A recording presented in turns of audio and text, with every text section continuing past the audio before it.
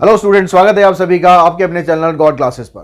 तो बच्चों, आज की जो क्लास है उसमें हम करने वाले हैं स्ट्रेट लाइन का पार्ट 4 आज हम करेंगे, जिसमें आज हम यहाँ पर करने वाले हैं स्लोप का जो और कंसेप्ट है उसको और थोड़ा सा ज़्यादा हम पढ़ेंगे। अगर दो लाइन आपस में पैरेलल होती हैं, अगर दो लाइन आपस में परपेंडिकुलर होती हैं तो स्लोप का क्या काम होता है, और इसके अलावा अगर एंगल उन दोनों के बीच में निकालना हो तो एंगल हम किस तरीके से निकालते हैं। तो सबसे पहले हम स्टार्ट करते हैं कि दो लाइनों के बीच में आप एंगल किस तरीके से निकाल सकते हैं।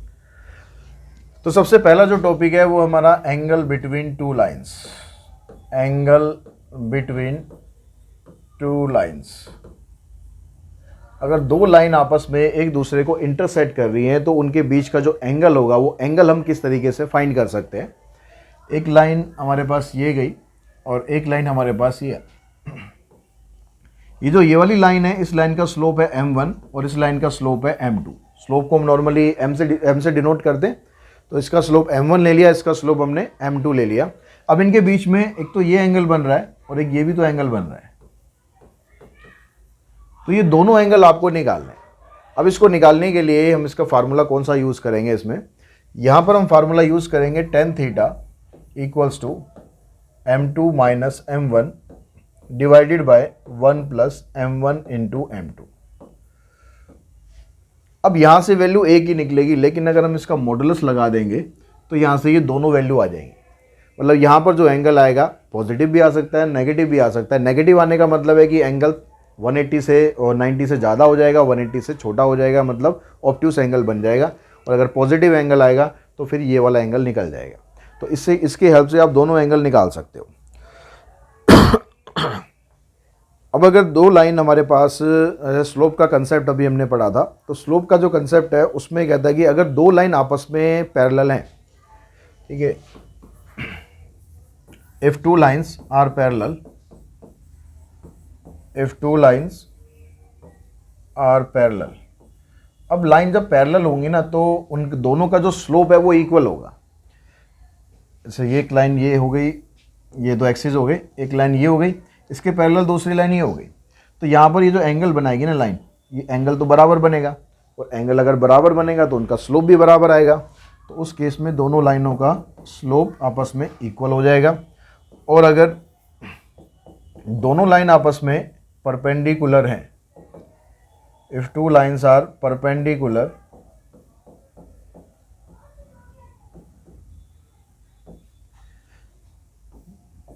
मान लो एक लाइन ऐसे है और एक लाइन इसके ऊपर ये परपेंडिकुलर जा रही है, तो उस केस में यहाँ पर जो ये एंगल बनेगा और ये एंगल बनेगा, एक एंगल एक्यूट बनेगा, एक एंगल ऑब्ट्यूस बनेगा।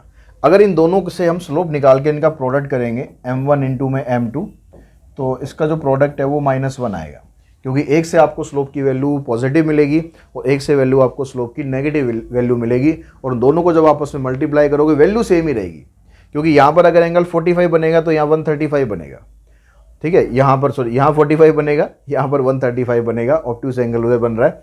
तो जो 45 होता है उस पर वैल्यू 1 होती है और 135 होता है उस पर वैल्यू -1 होती है। ऐसे ही अगर एक जगह से 30 बनेगा तो दूसरी जगह से 150 बनेगा। tan 30 की वैल्यू 1/√3 होती है और tan 150 की वैल्यू -1/√3 होती है। तो दोनों को आप मल्टीप्लाई करोगे तो मल्टीप्लाई करने पर स्लोप का प्रोडक्ट -1 के बराबर ही आएगा। और अगर आपके पास सिचुएशन ऐसी हो कि 3 पॉइंट आपको दे रखे हों और तीनों पॉइंट आपस में आपको चेक करना है कि वो कोलिनियर हैं या नहीं है, तो हम उसमें क्या करेंगे, if 3 points A, B, C are collinear. Collinear point का मतलब होता है कि सारे के सारे पॉइंट हैं एक ही लाइन में है। अगर पॉइंट एक ही लाइन में हो तो स्लोप का कंसेप्ट अगर हम यूज़ करें, अगर मैं स्लोप AB से निकालूं या मैं स्लोप BC से निकालूं या मैं स्लोप AC से निकालूं, कहीं से भी स्लोप निकाल दूं स्लोप तो बराबर ही आएगा, क्योंकि हम उसी लाइन की तो बात कर रहे हैं, एक ही लाइन की हम बात कर रहे हैं। तो अगर मैं स्लोप AB से निकालता हूं, स्लोप ऑफ AB या फिर स्लोप ऑफ BC या फिर स्लोप ऑफ AC, कहीं से भी आप स्लोप निकाल दो स्लोप आपका बराबर ही आएगा AC, ठीक है। बस यही कंसेप्ट है हमारे पास। जो अगली एक्सरसाइज है हमारी 17.3, इसी यही कंसेप्ट हमें उसमें यूज़ करना है। तो एक्सरसाइज पे चलते हैं। तो 17.3 एक्सरसाइज में जो पहला क्वेश्चन है उसमें कहता है कि show that the line joining this and this, एक लाइन है जो इन दोनों पॉइंट से ज्वाइन कर रही है। तो इस लाइन को हम ले लेते हैं कि भाई ये लाइन है ए बी, ठीक है जी। ये लाइन होगी आपके पास ए बी, किस किस पॉइंट से ज्वाइन कर रही है, 2, -3 एंड -5 और 1 से। अब ये कह रहा है कि आपको ये शो करना है कि ये लाइन इस वाली लाइन के साथ पैरेलल है और इसके साथ परपेंडिकुलर है। तो जैसा अभी हमने समझा कि पैरेलल अगर लाइन होगी तो दोनों का स्लोप इक्वल होगा, और लाइन अगर परपेंडिकुलर होगी तो दोनों के स्लोप का प्रोडक्ट -1 होगा।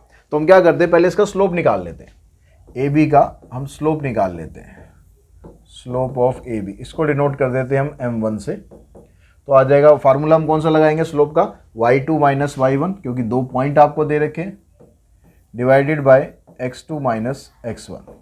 तो y2 की वैल्यू यहाँ पर 1 है, और -3 को माइनस करना है क्योंकि वो पहले से ही माइनस में है, तो माइनस माइनस प्लस हो जाएगा, डिवाइडेड बाय -5 - 2, तो ये आ जाएगा 4/-7।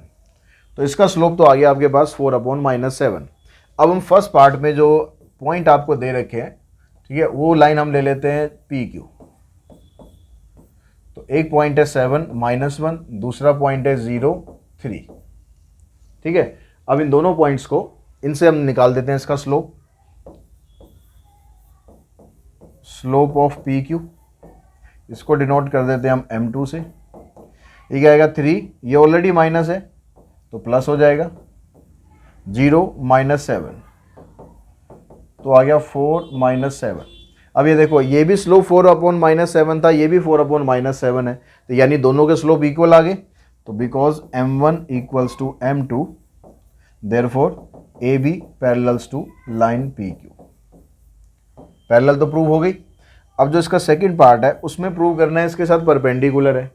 इस लाइन का नाम दे देते हैं हम MN दे देते हैं, चलो MN आ गया यहाँ पर 4 और 5, और N आ गया 0 एंड -2।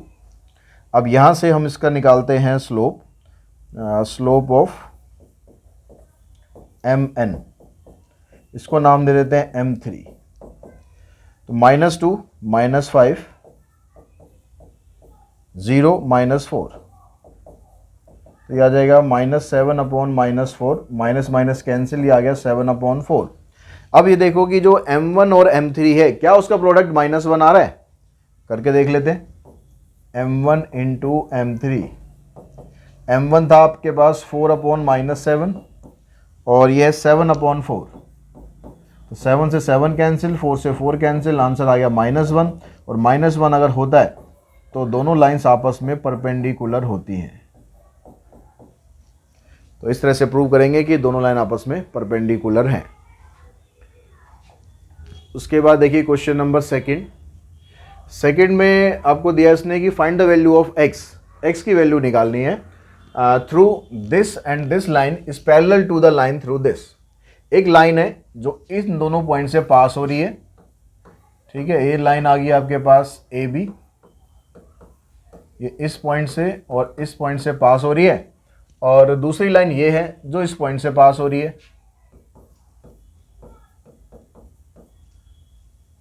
P Q. और इसने बताया कि दोनों लाइन जो है आपस में पैरेलल है, ये वाली लाइन इसके साथ पैरेलल है। तो पैरेलल का जो कंसेप्ट है उसमें क्या होता है कि दोनों का स्लोप आपस में इक्वल होता है। तो हम ए बी का स्लोप निकाल लेते हैं, slope of A B is equals to slope of P Q.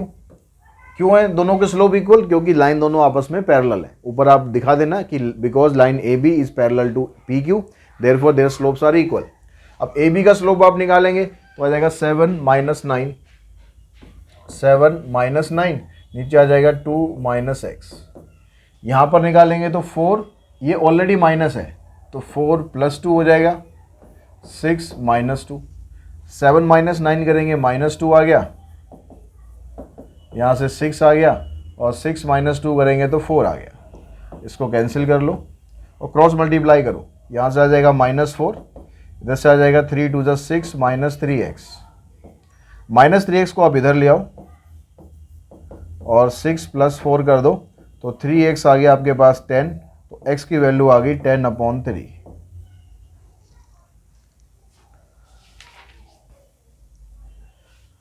उसके बाद चलते हैं क्वेश्चन नंबर 3 पर। अब 3 में भी कंसेप्ट वही है, सेम कंसेप्ट है, बस फ़र्क क्या है कि वहाँ पर लाइन पैरेलल थी और यहाँ पर लाइन परपेंडिकुलर है।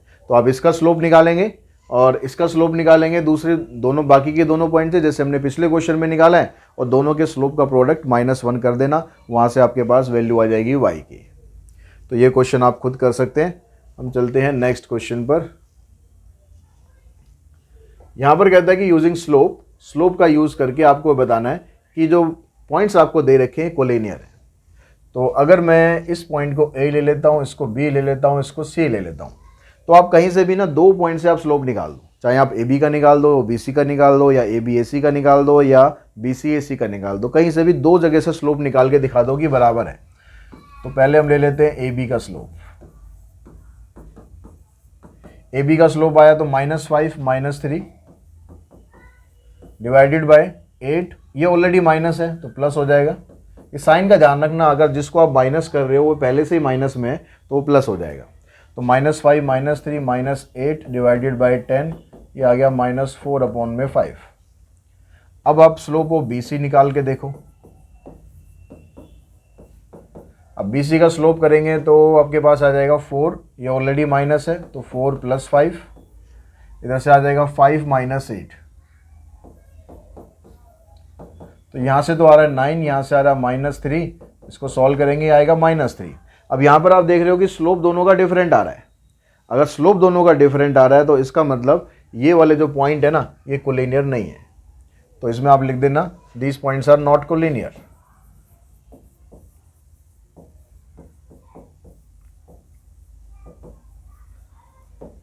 अगर हम सेकंड पार्ट को चेक करो तो उसमें क्या होगा, इसमें इसको ले लेते हैं A, इसको ले लेते हैं B, इसको ले लेते हैं C। तो आप स्लोप ऑफ AB निकालो, तो यहाँ से आएगा -1 -1 1 -5, तो ये हो गया -2/-4, यानी इसका स्लोप आ गया 1/2। फिर आप निकालो स्लोप ऑफ BC, तो BC का स्लोप निकालेंगे 4, ये ऑलरेडी माइनस है तो प्लस हो जाएगा 4 + 1, इधर से आ जाएगा 11 - 1, तो 5/10, इसको काटते हैं तो ये आ गया 1/2। अब यहाँ पर आप देख रहे हो दोनों के स्लोप बराबर आ गए, जो स्लोप AB का आया था वही स्लोप BC का आ गया। अगर दोनों का स्लोप इक्वल आ गया तो आप कह दो यहाँ पर कि these points are collinear.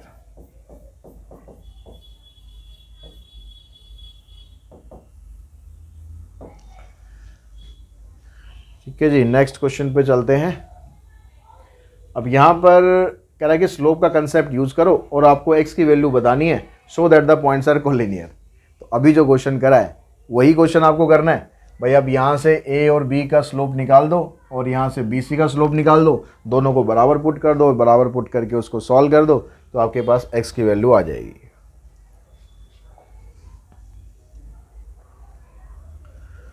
Question number 6 में ये कहता है कि भाई A ये है, B ये है, C ये है, are 3 point, find the angle between the lines AB and BC।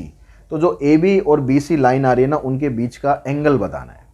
तो AB लाइन आपके पास एक ऐसे हो गई है, BC लाइन ये हो गई, ठीक है। अभी हमें नहीं पता कि कौन सी लाइन कहाँ पर किस तरीके से जा रही है, क्योंकि यहाँ पर जो पॉइंट है ना वो कॉमन है। तो मैं ऐसे ले सकता हूँ कि भाई A इधर है, B इधर है और C इधर है, तो ये AB लाइन हो गई, ये BC लाइन हो गई।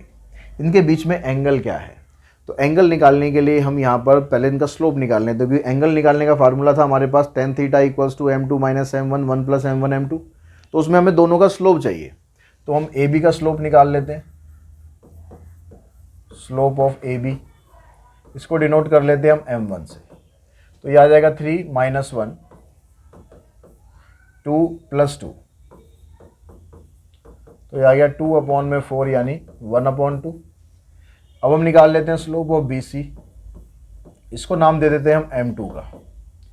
तो -4 - 3, नीचे आ जाएगा -2 - 2, तो ये आ गया -7/4 यानी 7/4। दोनों के स्लोप आ गए। अब एंगल अगर हम निकालें दोनों के बीच में, tan θ निकालें, तो उसका फार्मूला होता है m2 - m1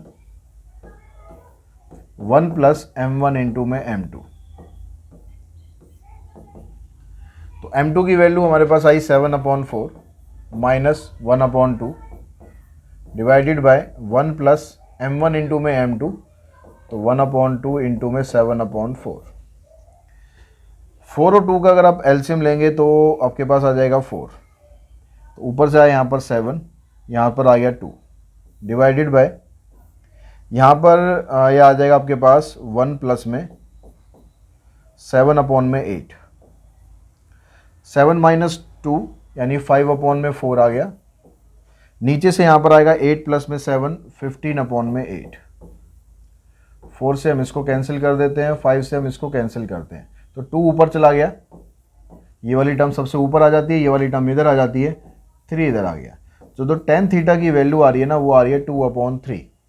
अब tan थीटा की जो वैल्यू हमने जो टेबल में हमें पता है वहाँ पर हमने इसकी वैल्यू नहीं निकाल सकते। हमारे पास जो टेबल में वैल्यू होती है उनमें से कोई भी वैल्यू ये नहीं है। तो अगर हम इसका एंगल दिखाना चाहें कि भाई इन दोनों के बीच का एंगल कितना है, तो इन दोनों के एंगल का तरीका ये हो सकता है कि हम tan को जब उधर लेके जाते हैं, ये ट्रिग्नोमेट्री का मामला होता है कि tan को जब हम उधर लेके जाते हैं तो ये tan इनवर्स बन जाता है।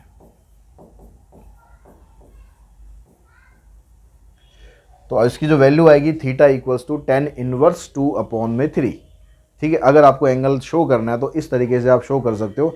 बाकी आपकी बुक में सिंपल इतना ही दे रखा है कि acute angle between line this and this is equals to 2/3।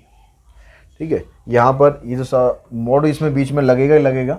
अब यहाँ पर क्योंकि वैल्यू आपकी सिर्फ 2/3 आ रही है, तो ए की वैल्यू आएगी आपके पास 2/3।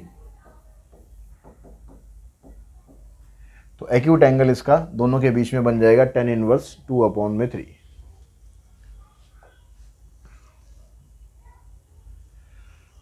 क्वेश्चन नंबर 7 में कहता है कि without using Pythagoras theorem show that the points are the vertices of a right angle triangle. ये पॉइंट आपका ए हो गया, ये पॉइंट बी हो गया, ये पॉइंट सी हो गया। इस तरह के क्वेश्चन हमने बहुत के रखे हैं कि वो 3 पॉइंट आपको दे रखे होते हैं, उससे आपको प्रूव करना पड़ता है कि ये राइट एंगल ट्रायंगल के वर्टेक्स है या नहीं। डिस्टेंस फार्मूला से हम ये क्वेश्चन बड़े आराम से कर सकते थे, लेकिन यहाँ पर उसने पहले ही आपको बता दिया कि भाई without using the Pythagoras. Distance formula अगर आप यूज़ करोगे तो फिर उसमें आप पाइथागोरस लगाओगे, पाइथागोरस से चेक करोगे कौन सा हाइपोटेन्यूज है, कौन सा बेस है, कौन सा परपेंडिकुलर है। लेकिन यहाँ क्वेश्चन में पहले डिनाई कर दिया गया कि वो आपको यूज़ करना नहीं है, आपको स्लोप का कंसेप्ट यूज़ करना है। अब स्लोप के कंसेप्ट में हमने पढ़ा था कि अगर 2 लाइनें आपस में परपेंडिकुलर होती हैं तो उनका स्लोप का प्रोडक्ट -1 होता है। तो यहाँ पर जो 3 पॉइंट है आपके पास, इन तीनों पॉइंटों से आप स्लोप निकालो। पहले तो ए बी का स्लोप निकालो, बी सी का स्लोप निकालो, ए सी का स्लोप निकालो। उनमें से अगर किसी 2 का प्रोडक्ट -1 आ गया तो हम कह सकते हैं कि वो दोनों लाइन आपस में परपेंडिकुलर हैं। तो पहले हम ए बी का स्लोप निकालते हैं। स्लोप ऑफ ए बी इसको डिनोट कर लेते हैं m1 से। तो स्लोप का फार्मूला वही y2 माइनस y1 यानी -2 -2, 8 ये ऑलरेडी माइनस है, प्लस हो जाएगा तो ये आ जाएगा -4/10 यानी -2/5। ये ए बी का स्लोप आ गया। अब ऐसे ही आप बी सी का स्लोप निकालो। स्लोप ऑफ बी सी, इसको नाम दे देते हैं हम m2। तो b उधर है, c इधर है, तो -3 में से इसको माइनस करना है, ये ऑलरेडी माइनस है तो प्लस हो गया। फिर -4 में से 8 को माइनस करना है, तो ये बना -1/12 यानी आ गया 1/12। फिर आप निकालते हैं स्लोप ऑफ ए सी, इसको डिनोट करते हैं हम m3 से। तो c इधर है और m इधर है और a उधर है, तो -3 में से इस 2 को माइनस करना है, तो -3 -2। फिर -4 में से इसको माइनस करना है, ये ऑलरेडी माइनस है तो प्लस हो जाएगा, ये आ जाएगा -5/2। तो ये आ गया 5/2। अब यहाँ पर अगर आप m1 और m3 इन दोनों को अगर आप मल्टीप्लाई करते हो तो इसका प्रोडक्ट -1 आ रहा है। अगर आप m1 और m3 को मल्टीप्लाई करते हो -2/5 इंटू 5/2, तो ये -1 आ रहा है। इसका मतलब आप ये कह सकते हो कि ए बी और ए सी ये दोनों लाइन आपस में एक दूसरे के साथ परपेंडिकुलर है। अगर आपसे एंगल भी पूछ लिया जाए यहाँ से कि एंगल 90 डिग्री कौन सा है, तो एंगल ए 90 डिग्री है, क्योंकि दोनों में कॉमन तो वही है ना। अगर आप लाइन ऐसे बनाओगे ए बी और ए सी, तभी तो ये आपस में परपेंडिकुलर होंगे। तो एंगल अगर पूछ लिया जाए तो एंगल ए उसमें 90 डिग्री है, जो भी कॉमन वो आता है उसके अंदर वर्टेक्स, वही आपका एंगल वहाँ पर 90 डिग्री बनता है। उसके बाद चलते हैं क्वेश्चन नंबर 8 पर।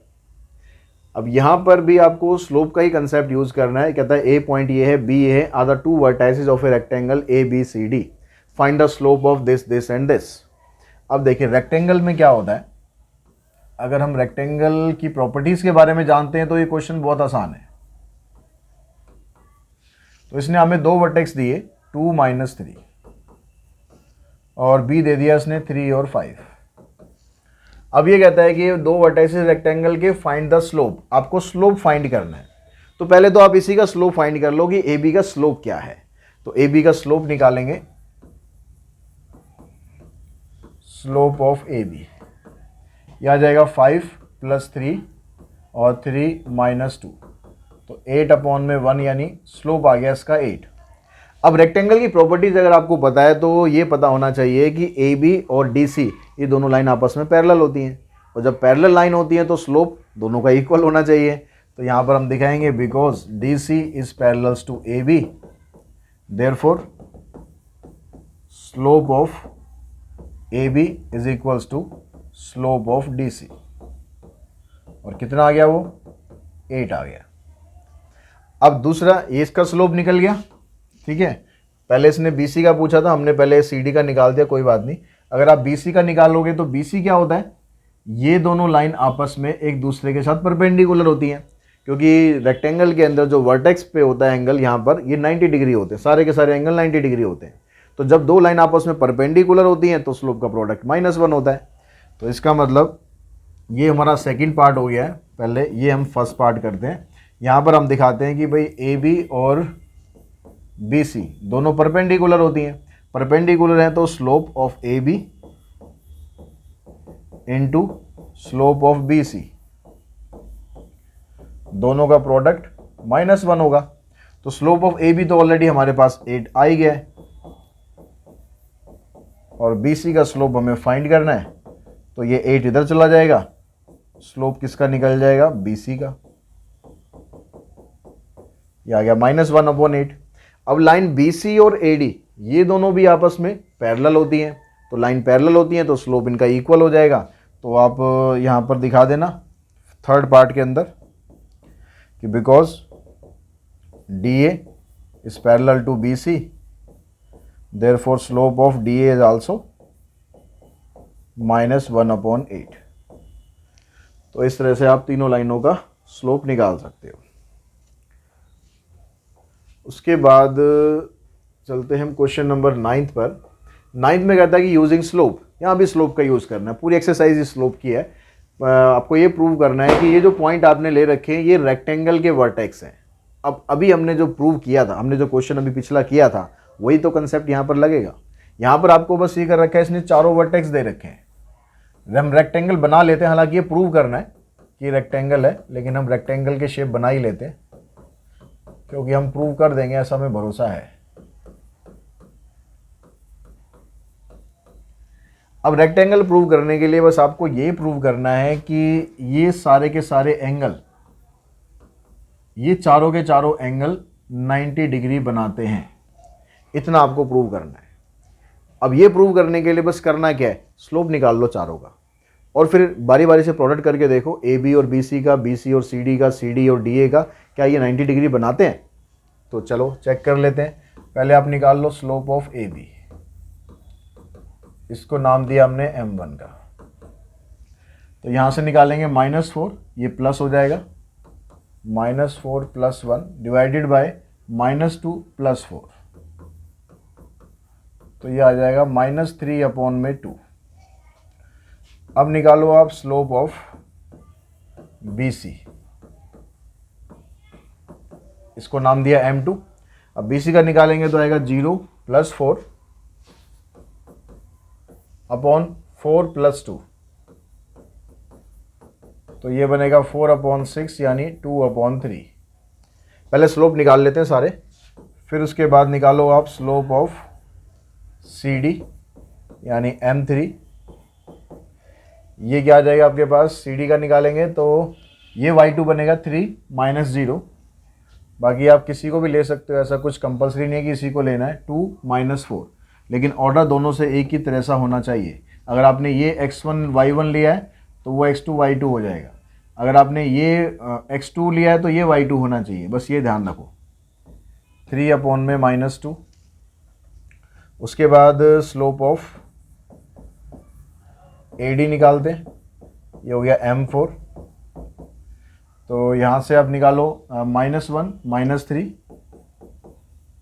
-4 -2, तो -4/-6 यानी ये आ गया 2/3। अब यहाँ पर चेक करते हैं कि परपेंडिकुलर कौन कौन है।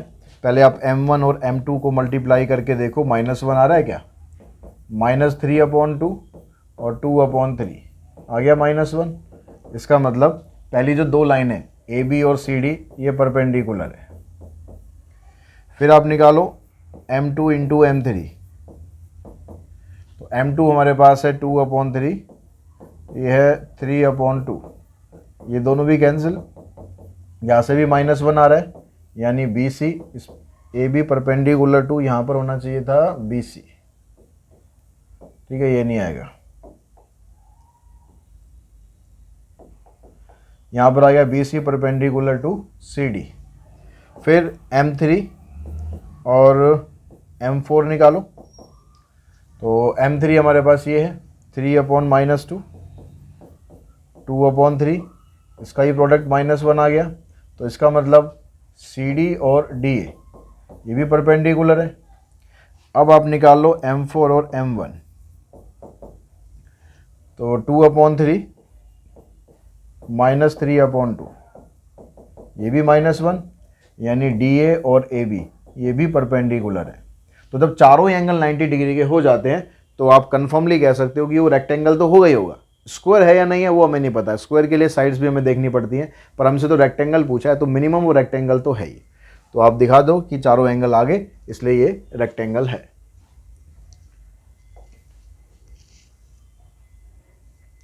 क्वेश्चन नंबर 10 कहता था vertices of a quadrilateral are this, using slope show that the mid point of the side of the quadrilateral form a parallelogram. तो आपको स्लोप का कंसेप्ट यूज़ करना है और ये बताना है कि show that the mid point of the sides of the quadrilateral form a parallelogram. तो ये आपके पास एक क्वाड्रिलेटरल है, ठीक है, जैसा मर्जी हमने क्वाड्रिलेटरल मान लो बना लिया। तो ये क्वाड्रिलेटर आया -4 2, और ये आएगा यहाँ से दूसरा B आ गया 2 6, तीसरा आ गया आपके पास 8 5, चौथा आ गया 9 -7। तो अब आपको ये बताना है, चौथा मतलब D, अब आपको ये बताना है कि स्लोप का यूज़ करके कि जो इसके मिड पॉइंट होंगे ना क्वाड्रिलेटरल के, वो एक पैरेललोग्राम फॉर्म कर रहे हैं। तो ये और ये चार आ गए इसके मिड पॉइंट। अब यहाँ से जो ये फिगर हमारे पास आ रही है एक पैरेललोग्राम है, तो पहले तो आपको ये PQRS के पॉइंट चाहिए। अब उसके लिए आप मिड पॉइंट फार्मूला लगाओ, क्योंकि मिड पॉइंट दे रखे हैं आपको सबके। S इसका मिड पॉइंट है AB का, तो कोऑर्डिनेट ऑफ S क्या आ जाएगा, कोऑर्डिनेट ऑफ S, तो मिड पॉइंट फार्मूला लगाएंगे तो S का जब मिड पॉइंट ले रहे हैं मतलब A और B का मिड पॉइंट है वो, तो -4 + 2/2, 2 + 6/2, यानी ये बन गया -4/2 -2/2 -1, यहाँ से आएगा 8/2 मतलब 4। फिर आप निकालो कोऑर्डिनेट ऑफ P। अब P के कोऑर्डिनेट आएंगे आपके पास, तो P इन दोनों का मिड पॉइंट है 8 + में 2 और 6 + में 5, तो यह आ जाएगा 5 और 11/2। फिर कोऑर्डिनेट ऑफ Q निकालो, Q इन दोनों का मिड पॉइंट है ये 8 + 9/2 और 5 - 7/2, तो यह आ गया 17/2 और 5 - 7 -2/2 मतलब -1। फिर कोऑर्डिनेट निकालो आप R के, ये इन दोनों का मिड पॉइंट हुआ -4 + 9/2 और 2 - 7/2, तो आ जाएगा 9 - 4 यानी 5/2 और -5/2। तो ये आपके पास चारों के कोऑर्डिनेट आ गए। अब ये शो करना है कि ये पैरेललोग्राम है, तो पैरेललोग्राम के लिए हमें सिर्फ इतना शो करना होगा कि अपोजिट साइड के जो स्लोप आ रहे हैं वो इक्वल है, क्योंकि अपोजिट साइड हो जाएंगी पैरेलल। और अपोजिट साइड अगर पैरेलल होंगी दोनों पेयर तो इसका मतलब पैरेललोग्राम हो गया। तो आप किस किस का स्लोप निकालो, आप पी क्यू और पहले आर एस का निकाल लो, इन दोनों को बराबर शो करो। स्लोप ऑफ पी क्यू, तो पी और क्यू ये दोनों कोऑर्डिनेट आपको लेने हैं, ठीक है। तो इसका स्लोप निकालेंगे तो आएगा -1 में से इसको माइनस किया, -1 - 11/2, यहाँ से आएगा 17/2 -5, तो यह आएगा -2 और -11 -13/2 डिवाइडेड बाय 2 5 10, 17 - 10 यानी 7/2, तो ये बनेगा -13/7। अब पी क्यू की अपोजिट जो साइड है वो है आर एस, अब उसका स्लोप निकालो आप, ये दोनों बराबर आने चाहिए। अब आर और एस कहाँ पर है, एस इधर है, आर इधर है, मतलब ये पॉइंट लेना है और ये पॉइंट लेना है। तो -5/2 में से 4 माइनस करना है और 5/2 में से 1 प्लस कर देंगे क्योंकि वो ऑलरेडी माइनस में है। तो 2 4 जा 8, 8 और 5 13 हो गया, 2 1 जा 2, 2 + 5 7 आ गया, फिर ये कैंसिल, तो ये आ गया -13/7। तो दोनों के स्लोप बराबर आ गए, m1 और m2 दोनों बराबर हैं। इसका मतलब हो गया कि PQ और RS तो आ गई आपकी पैरेलल। तो एक पेयर तो पैरेलल हो गया, अब दूसरा पेयर भी इसी तरह से पैरेलल दिखा दो तो पैरेललोग्राम बन गया। निकालो आप स्लोप ऑफ PS निकाल दो। तो P और S पॉइंट हमारे पास ये है 11/2 -4 डिवाइडेड बाय 5 + 1, तो जाएगा 2 4 जा 8 यानी 3/2 अपॉन में 6, ये 6 ना इधर आएगा इसके साथ, तो ये बनेगा 1/4। अब निकालो आप स्लोप ऑफ QR। Q और R पॉइंट हमारे पास ये दोनों है, तो -5/2 में से इसको माइनस करेंगे, ये पहले से ही माइनस हो रहा है तो ये हो जाएगा प्लस, और 5/2 में से 17/2, तो यहाँ से आ जाएगा -3/2, इधर से 5 - 17 यानी -12/2, 2 से 2 कैंसिल, 3 से ये कैंसिल, ये भी आ गया 1/4। तो यहाँ से M3 और M4 दोनों बराबर आ गए, तो यानी यहाँ से आप कह सकते हो कि PS और QR दोनों पैरेलल है। तो ये वाला पेयर भी पैरेलल है, ये वाला पेयर भी पैरेलल है, तो यानी PQRS एक पैरेललोग्राम है।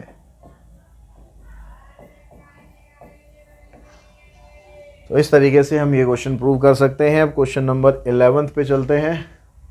11th क्वेश्चन में कहता है कि पॉइंट आपको दे रखे हैं, A पॉइंट है, ये B पॉइंट है और ये H पॉइंट P पॉइंट है, ये कोलिनियर है।